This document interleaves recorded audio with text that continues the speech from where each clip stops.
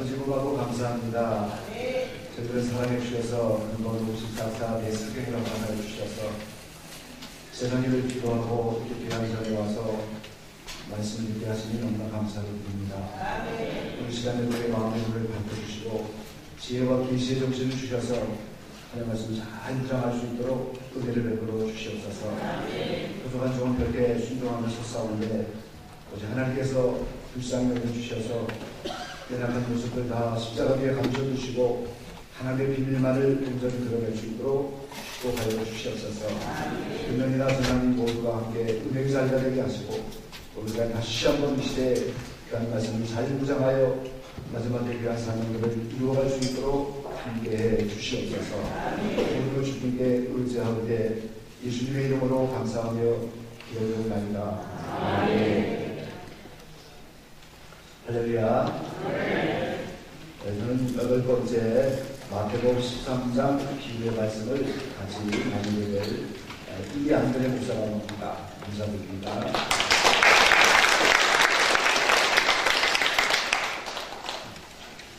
혹시 저하선의 세계에 참석하신 여러분에게 하나님의 신령한 은혜가 넘치길 바라고요. 정말 이렇게 바쁜 세대 속에서 우리를 불러주셨는데 여러분 신령한 복을 많이 받은 줄로 믿습니다. 제가 중국에 갔을 때 어느 음식점에 들어갔더니 그 한문으로 목자를 거꾸로 써서 이렇게 붙여놨더라고요. 그래서 주인에게 왜 목자를 거꾸로 써붙였습니까? 그러니까 복이 쏟아져야 되지 않겠습니까? 그렇게 말씀을 드렸는데 여러분에게 오늘 신령한 복이 쏟아지도록 믿습니다. 여러분 한번 인사 나누시죠. 새해 신령한 복이 쏟아졌습니다.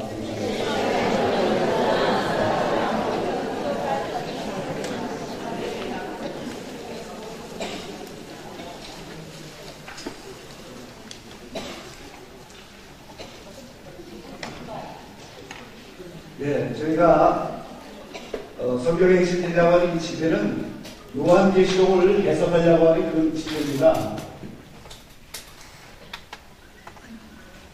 이 성경의 핵심들은 요한계시록과 요한계시록을 해석하기 위해서 앞에 핵심 진리, 기본 진리라고 하는 8개의 과목을 이제 우리가 공부해 나가고 여기에 이제 요한계시록을 해석하게 되는 것이죠. 이 요한계시록 안에는 성경의 맨 끝장으로 하나님의 구원의 모든 섭리와 오묘하신 계획과 하나님의 구원의 방법들이 전부 요한계시록에 다 들어가 있는 거예요. 그래서 이 요한계시록을 깨달을 때 이것이 이 시대에 우리에게 주신 최대의 신령한 복이라고 하는 겁니다. 그래서 이제 우리가 요한계시록을 깨달아야 될 때 이 시간에는 마태복음 13장 해설이라고 하는 그런 말씀을 공부하는 시간입니다. 지금까지 여러분이 앞에 있는 7개의 과목들을 배워보셨어요. 그리고 이 시간에 마태복음 13장 비유를 저와 함께 4시간 동안 함께 공부하시고 그러고 나서 이제 요한계시록을 이제 저녁부터 우리가 말씀을 듣게 될 겁니다. 그래서 이 요한계시록을 깨달으려면 앞에 있는 기본진리라고 하는 8개의 과목을 깨달아야 되는데 그 8개의 과목 중에서 마태복음 13장이 딱 그 요한계시록 넘어가는 중간에 거쳐 있는 거예요. 그래서 이 마태복음 13장 비유는 고리와 같은 겁니다. 이 성경 핵심지는 과목을 넘어갈 때마다 고리 역할을 해주는 그런 말씀들이 있어요. 그래서 그 고리를 잘 깨닫게 되면 다음 말씀으로 넘어가고 그래서 요한계시록으로 넘어가기 위해서는 마태복음 13장이라고 하는 비유의 말씀을 잘 깨달아야 이걸 고리로 해서 이제 요한계시록을 깨닫게 되는 거예요. 그래서 시간적으로 보면 지금까지 여러분이 26시간을 공부를 했어요. 네, 저희 사경에는 이제 아주 엉덩이가 연단을 많이 받아야 되는 그런 시간이거든요. 하루에 여러 시간을 앉아 계셔야 되기 때문에 그래서 26시간을 공부했는데 마태복음 13장 비고 4시간을 공부하고 또 요한계시록과 피레이백까지 또 26시간이 남아있는 거죠. 그래서 이 딱 중간에 걸쳐 있어갖고 마치 띵틀 선수가 앞에 있는 띵틀을 넘으려면 딱 달려오다가 발판에서 탄력을 받아서 뛰어넘게 되는 거죠. 그런 원리가 있는 거예요. 그래서 지금까지 딱 달려오셨는데 이 마태복음 13장 비유라고 하는 여기서 띵틀을 이용하는 것처럼 여기에서 탄력을 받아갖고 우리가 요한계시록이라고 하는 띵틀을 넘어가면서 계시록을 깨닫게 되시는 겁니다. 그래서 이제 마태복음 13장 비유는 대단히 중요한 말씀이고 또 이 마태복음 13장의 이 비유를 통하여 여러 가지 중요한 일들이 많이 있어요. 특별히 가라지 비유 같은 이런 말씀들은 악령들이 대단히 싫어하는 그런 말씀입니다.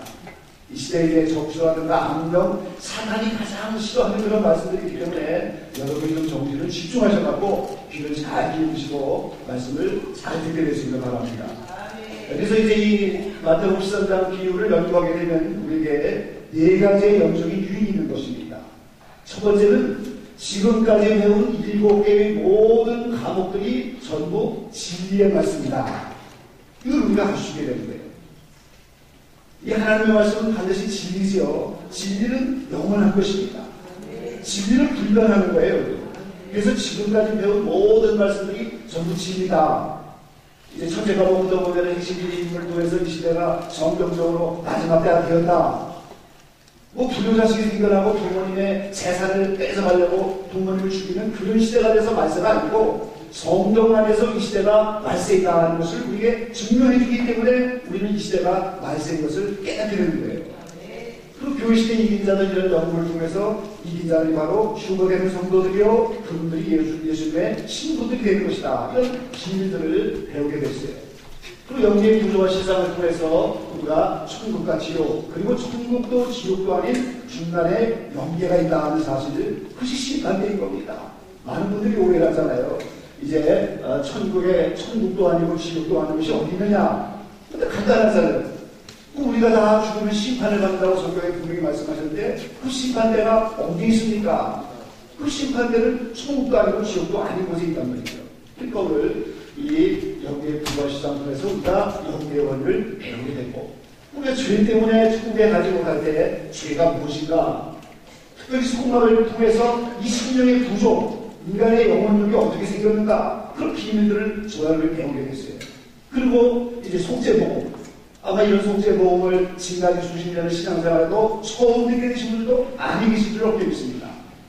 예수님이 십자가에 달려 죽으신 그런 막연한 구원이 아니고 그분이 죽으시고 부활하시고 승천하시고 성령 강림까지 그게 전부 속죄의 원리였다고 하는 분명한 속죄의 원리를 우리가 깨닫게 된 거죠. 그리고 어젯밤에 우리가 소화된 성도를 통해서 이제 이 시대에 이긴 자들이 되신 분들 예수님 공중을 응립할 때 휴거되실 분들은 어떻게 과거에 살았는가 또 그들의 삶이 어땠는가 이걸 우리가 말씀을 통해서 배우게 됐어요.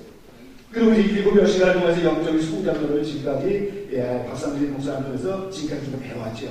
그래서 이스라엘 백성의 그 가나안 땅 가는 모형적인 신을 통해서 한 분도 예외 없이 하나님은 이런 성장의 원리를 따라서 우리를 익은 열매를 만드셔서 천국 가게 하신다 하는 이런 모든 말씀들이 전부 분명한 진리구나. 이거를 마태복음 13장 비유를 통해서 다시 한번 확인하면서 우리가 이 말씀들을 정리하게 되는 것입니다. 그럼 이제 두 번째 이 영적인 유익은 우리 신앙생활이 익은 열매라고 하는 신앙생활의 목표가 있는 거죠. 주님이 오실 때가 되면 반드시 우리가 익은 열매 되어야만 출소하신다고 말씀하셨는데 그 익은 열매 된 신앙의 목적, 방향, 영적인 가치관 많은 분들이 신앙생활의 목표가 무엇이냐 신앙생활을 왜 해야 되느냐 그 목적을 제대로 알지 못하고 신앙생활을 하는 사람이 이 시대에 너무나 많다는 거예요. 그래서 우리 신앙생활의 목적이 무엇이고 방향이 어떻게 될 것인가 무엇이 영적인 가치관인가 그런 것을 우리가 마태복음 13장 비유를 통해서 다시 한번 깨닫게 되어지는 겁니다. 그리고 이제 요한계시록을 해석하려면 반드시 14만 4천이 무엇인가 그리고 666이 무엇인가를 우리가 알아야 되는 겁니다. 그래서 이 마태복음 13장 비유를 연구하면은 14만 4천 명이 무엇인가 666이 무엇인가를 우리가 아주 정확하게 깨닫게 되어지는 것이죠. 그런 영적인 유익을 얻게 되는 겁니다. 그래서 이 마태복음 13장 비유는 예수님이 7가지 천국 비유를 말씀해 주셨어요. 씨 뿌리는 비유, 가라지 비유, 겨자씨 비유, 누룩 비유, 보화, 진주 비유, 그물 비유. 근데 이 보화 비유와 진주 비유는 같은 비유입니다. 그래서 이것을 한데 묶어서 이 진주 보화 비유, 그래서 씨 뿌리는 비유, 겨자씨 비유, 누룩 비유, 진주 보화 비유, 가라지 비유, 그물 비유 이렇게 여러 가지 비유를 하나하나 살핌으로써 예수님이 우리에게 말씀하신 그 비유의 의미를 깨닫게 되는 그런 영적인 유익을 갖게 되는 거죠. 그래서 이제 차례차례 우리가 한 가지씩 자세히 살펴보려고 합니다. 제일 먼저 씨 뿌리는 비유를 우리가 함께 깨달아보죠. 우리 성경 한번 다 찾아보시기 바랍니다. 마태복음 13장 펴놓으시기 바랍니다. 마태복음 13장을 성경을 펴놓으시고, 자, 3절로부터 8절까지 말씀입니다. 마태복음 13장 3절에서 8절까지 한번 교독해 보도록 하시죠. 제가 한 절 읽고 여러분이 한 절 읽도록 하시겠습니다. 예수께서 비유로 여러 가지를 저에게 말씀하여 가라사대 씨를 뿌리는 자가 뿌리러 나가서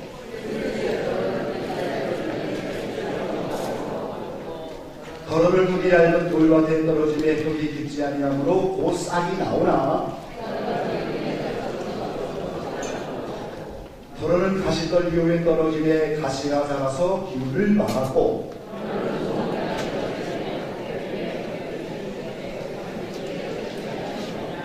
아멘. 네, 그리고 이제 예수님께서 13장 18절에서 23절까지 이 씨 뿌리는 비유를 해석을 해주셨습니다. 18절로 23절까지 다시 한번 교독해 보도록 하시죠. 그런즉 씨 뿌리는 비유를 들으라.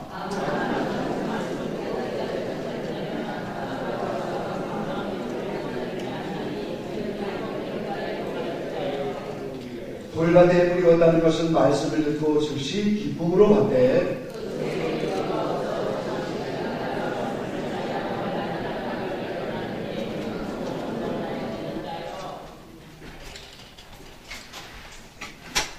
가시떨기에 뿌렸다는 것은 말씀을 들으나 세상의 염려와 재리의 유혹에 말씀이 막혀 결심치 못하는 자요.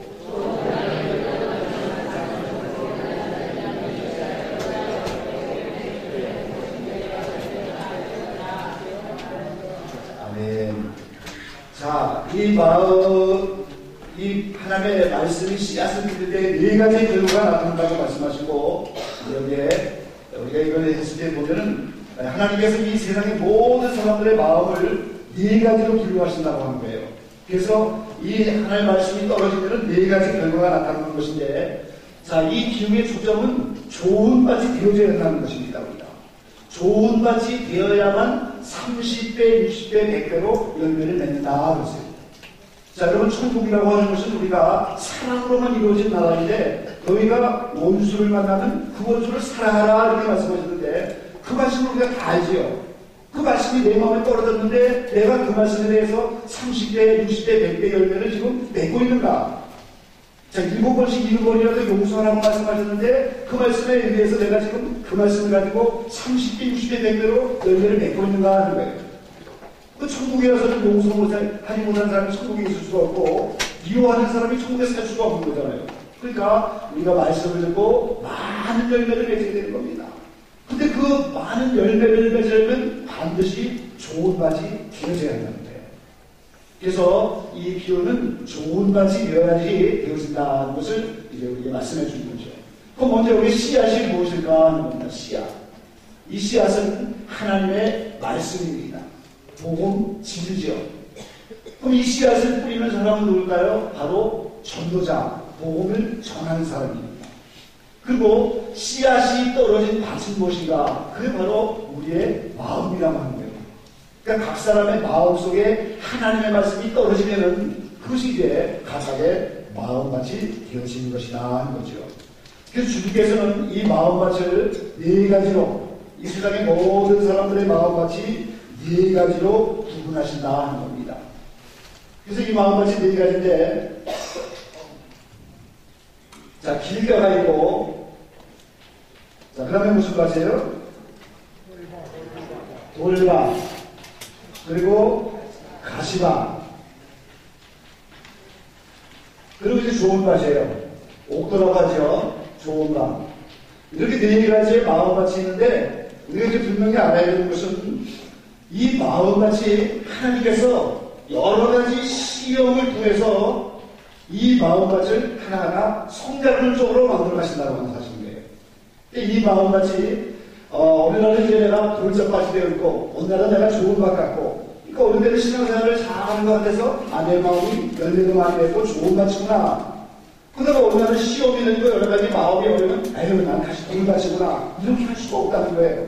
하나님께서 이 길가인가 아닌가를 시험해서 길가 시험에서 건너가면 돌밭이 되어